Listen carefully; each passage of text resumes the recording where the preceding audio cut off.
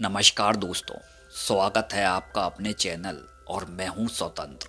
पहले भाग में आपने सुना कैसे उस महिला के दिल में क्या क्या विचार आने लगे जब उसके ससुर ने उसे कमरे में बुलाया। तो चलिए कहानी को आगे बढ़ाते हैं और सुनते हैं सेकंड पार्ट। दरवाजा बंद होते ही कमरे के अंदर एक डरावनी खामोशी सी छा गई। मेरी सांसें इतनी तेज चल रही थीं कि मुझे खुद सुनाई दे रही थीं। ससुर जी खिड़की की ओर पीठ कर कर खड़े थे। बाहर काफी अंधेरा था और कमरे में सिर्फ एक मध्यम सी रोशनी जल रही थी। मेरे दिमाग में हजारों बुरे ख्यालात दौड़ रहे थे। क्या वे मुझे घर से बाहर निकाल देंगे? क्या वे मुझे पुलिस के हवाले कर देंगे? या फिर क्या वे मेरी मजबूरी का फायदा उठाएंगे? मैं कांपती आवाज में बोली, पिताजी, आप जो सजा देंगे मुझे मंजूर है, बस मेरा घर मत उजाड़िएगा। मेरी बेटी अनाथ हो जाएगी। ससुर जी धीरे से मुड़े। उनकी आंखों में वो गुस्सा नहीं था जो थोड़ी देर पहले दरवाजे पर था। वहां एक गहरा दर्द था। उन्होंने मेज की दराज से एक लिफाफा निकाला और मेरी ओर बढ़ा दिया। वो बोले, इसे खोलो। उनकी आवाज भारी थी। कांपते हाथों से मैंने वो लिफाफा खोला। मुझे लगा इसमें मेरी और आकाश की तस्वीरें होंगी, लेकिन नहीं। अंदर कुछ मेडिकल रिपोर्ट्स और कुछ अस्पताल के बिल रखे हुए थे। मैंने उन कागजों को पढ़ना शुरू किया। जैसे जैसे मेरी नजरें शब्दों पर पड़ रही थी, मेरे पैरों के नीचे से जमीन खिसकती जा रही थी। उन रिपोर्ट्स पर मेरे पति राघव का नाम लिखा था, स्टेज 3 कैंसर। मेरा सिर चकराने लगा। ये क्या है पिताजी? राघव तो शहर में काम कर रहे हैं।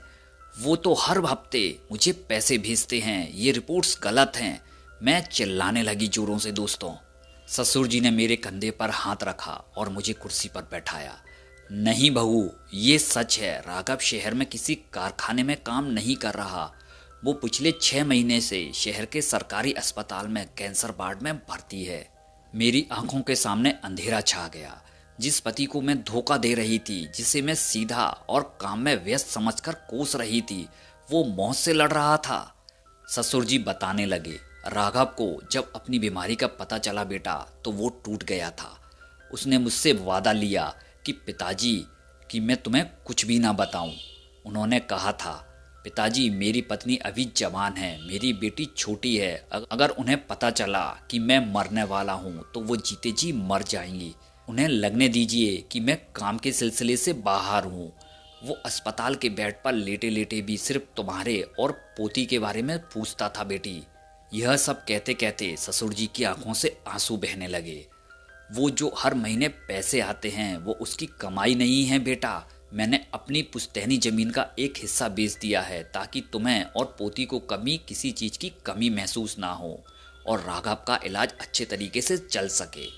राघव ने अपनी बीमारी छुपाई ताकि तुम लोग खुश रह सको। और तुमने बेटा, ससुर जी का हर शब्द मेरे सीने में खंजर की तरह चुभ रहा था। मुझे उस पल अपनी जान से ज्यादा नफरत खुद से हो रही थी। जिस इंसान ने अपनी आखिरी सांसें भी मेरे नाम कर दी थी, मैं उसी की पीठ में छुरा भोंप रही थी, जबकि मेरी असली हमसफर अपनी जिंदगी की सबसे बड़ी जंग अकेले लड़ रहा था ताकि मुझे तकलीफ ना हो। मुझे मार डालिए पिताजी, मैं जोर जोर से चिल्लाने लगी। मैं जीने के लायक नहीं हूँ पिताजी। मैं उनके पैरों में गिरकर फुट फुट कर रोने लगी। मैं कितनी गिर गई थी पिताजी। मैंने अपने देवता जैसे इंसान को धोखा दिया। पिताजी ने मुझे उठाया। उनकी आवाज में अब सख्ती नहीं थी, बल्कि एक पिता की करुणा थी। रोने से पाप नहीं धुलते बहू। राघव के पास समय बहुत कम है। डॉक्टर कह रहे हैं कि शायद वो कुछ ही हफ्तों का मेहमान है। उसकी आखिरी इच्छा है कि वो अपनी पत्नी और बेटी को मुस्कुराते हुए देखे।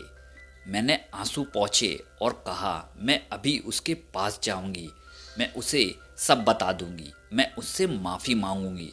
ससुर जी ने तुरंत मेरा हाथ पकड़ा और कहा, नहीं बेटा, यही मेरी शर्त है। तुम उससे कुछ नहीं बताओगी, ना अपनी गलती और यह भी नहीं कि तुम्हें उसकी बीमारी का पता है। मैं चौंक गई। पर क्यों पिताजी? ससुर जी बोले, अगर तुमने उसे अपनी बेवफाई बताई तो वो जीते जी मर जाएगा।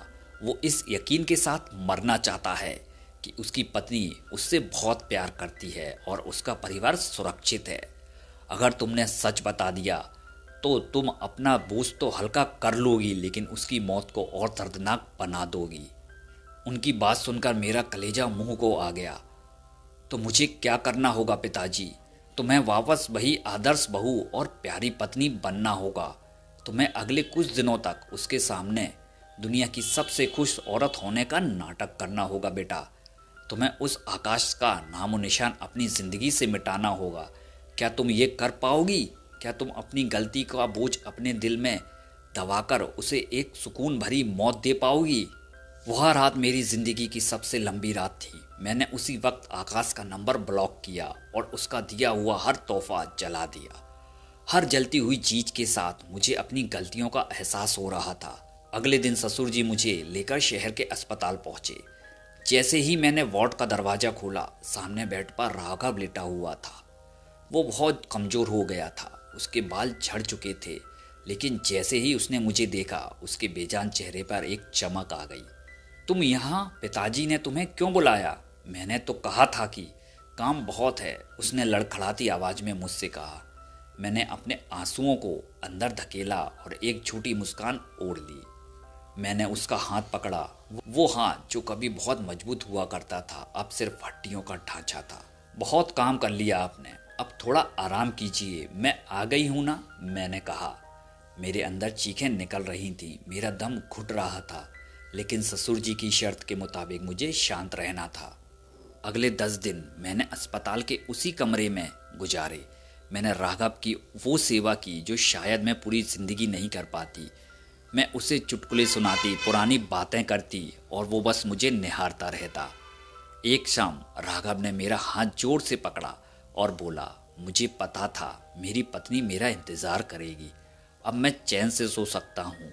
और वही उसकी आखिरी रात थी। राघव के जाने के बाद लोग ससुर जी की तारीफ करते नहीं थकते थे कि उन्होंने अपनी बहू का घर उजड़ने से बचा लिया, लेकिन सिर्फ मैं और ससुर जी ही जानते थे कि उस बंद दरवाजे के पीछे क्या हुआ था। आज मैं अपनी बेटी के साथ और ससुर जी की सेवा करती हूँ। मैंने एक बहुत बड़ी कीमत चुकाई है, पछतावे की आग में जलने की कीमत।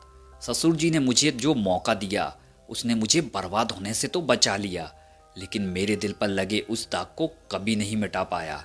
अगर आपको यह कहानी अच्छी लगी हो तो इसे दोस्तों के साथ शेयर करें। आपकी क्या राय है दोस्तों? क्या ससुर जी ने बहू को माफ़ करके सही किया? कमेंट बॉक्स में ज़रूर बताइएगा। ऐसी ही और कहानियों के लिए हमारे चैनल को सब्सक्राइब करें। धन्यवाद। मिलते हैं एक नई कहानी के साथ, तब तक के लिए आप मुझे आज्ञा दीजिए।